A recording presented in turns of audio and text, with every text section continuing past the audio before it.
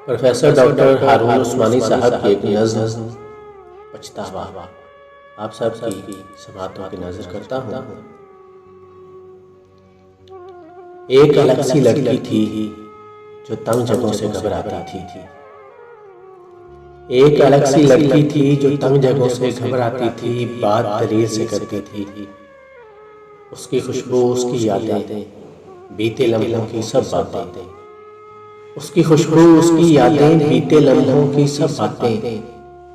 जब भी मैं दोहराता हूँ माजी में खो जाता हूँ।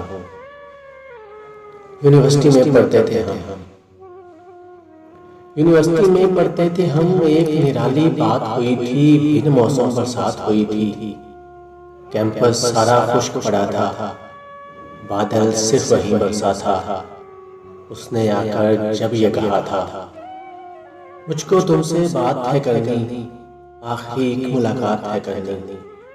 पास ही मेरे दोस्त खड़े थे जिनसे मुझको काम बड़े थे।